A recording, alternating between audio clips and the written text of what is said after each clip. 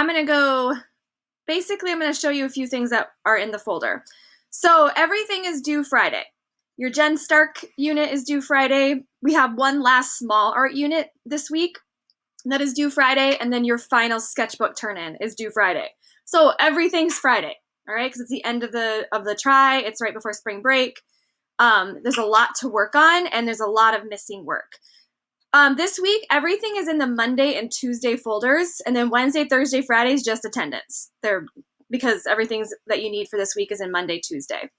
I am going to show you first the digital portfolio, so you know what I am talking about. It is worth 45 summative points. You should have all the work completed, except for the last two, because I'm going to introduce that this week. So should it be daunting? Like, wait a minute, like, what? It's pretty simple. Oh, I need to change this, though. I'll change that in a second, because it's 2.1. You guys are obviously 2.2. But it's virtually the same. You just have a few different things. So I will show you, in this slideshow is an example of like the projects. And then the attachment down here, yours is at the top, is the blank one. So your blank one looks like this. And it literally labels each page of what project goes where. So all you do is literally import your photos. And then the very last page is a reflection page. Sorry, I'm having such a glitchy computer. Like I need a new one, which is supposed to happen this spring. All right, so let me go through here. I just realized I need to change. This is the last page. So you have 3 reflection questions, and then you want to put your favorite thing you did this trimester in this frame. So it's very simple. I can show you some other work real fast on this tab. You can see, oh, look at the Surrealism sketch. We're actually going to go over that today. But this is basically past student work that was turned in last trimester. You need to put your photos in nice and large on the correct pages. Like, it's super simple, okay? That is due Friday. Does that make sense to everybody? Super simple. I'm showing you now because if you're ready to start it, which y'all should be ready to start it because you have lots of projects to go there, you can do that, start downloading that and getting that ready. So that is due again Friday. I sound like a broken record, but I got to keep saying it. Don't forget to do your attendance. The next thing, so I guess the question is right now, do you want time to download that into Notability and to work on your Jen Stark unit and missing work before I talk about today's like drawing that you're going to be working on this week? Do you want time before I go to that? What is the consensus there? Raise your hand if you want time. 1. Do you want me just to go into it? You got to answer something, guys. It's not that hard. Somehow, what do you want? One way or the other. You got to have an opinion. I think that means they don't care and you can move on. Fine, I'm going to move on. So you have 2 pages left in your sketchbook to complete this week. 1 page, you are going to need a magazine. I have magazines in there. You can take it home as well.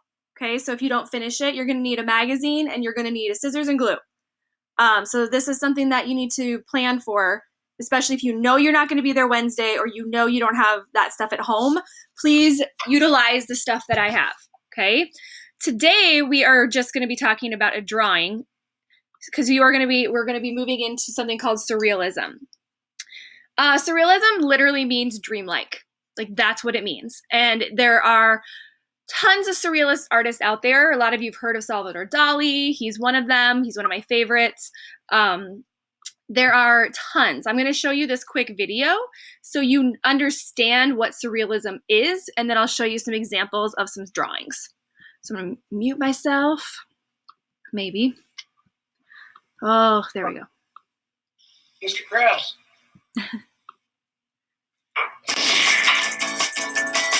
Reality. We all have to live in it. It's made of real things like trees and staplers and washing up. All very useful, but also just a tiny bit boring. Which is why the world needs surrealism. So, what is surrealism? Surrealism is an art movement started by French writer André Breton back in the 1920s. He was interested in things like dreams, fantasies and thoughts in our minds that we don't even know we're having. Artists such as Salvador Dali, René Magritte, Dorothea Tanning, and Eileen Agar explored these ideas by creating surrealist art. So what does surrealism look like? There are two main types of surrealist art. The first type is inspired by dreams, like this piece by Spanish artist Salvador Dali. Dali was the big name in surrealism, known for his wild behavior and even wilder art. Like dreams, his work often combines things you wouldn't expect to see together, like this piece. But hey, dreams can be frightening. Just look at this nightmarish painting by the American artist Dorothea Tanning. Surreal, huh? The second type of surrealism is called automatism, which is art made without thinking. So if you've ever doodled whilst daydreaming, I hate to break it to you, but you're a surrealist. Check out this playful piece of automatism by the Spanish artist Jean Miro. Is this the sort of thing you doodle? How did people react to surrealism? The surrealists were brilliant at promoting their work, Dali especially, who wowed the huge crowds at their London exhibition by showing up in full diving gear. But most critics gave the show absolutely rubbish reviews. What does surrealism influence today? Nowadays, you'll see surrealism's influence everywhere, from wacky adverts to video games to surreal scenes in comic book films. Anything that tries to break free of plain old reality with a little wildness, weirdness, and joy.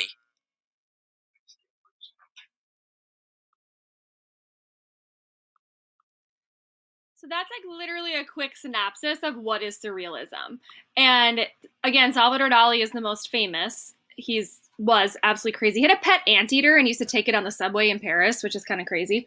These are examples of past student surrealist drawings. And it's literally a dreamlike state. It's literally mixing pretty much anything you want together. The weirder or the crazier, the better in the surrealist world.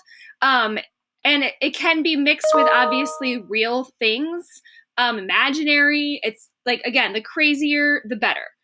Here are some other examples. Both of these were actually entered into the Minnesota Art Show last trimester from students who created these surrealist works, which I thought were hilarious and awesome.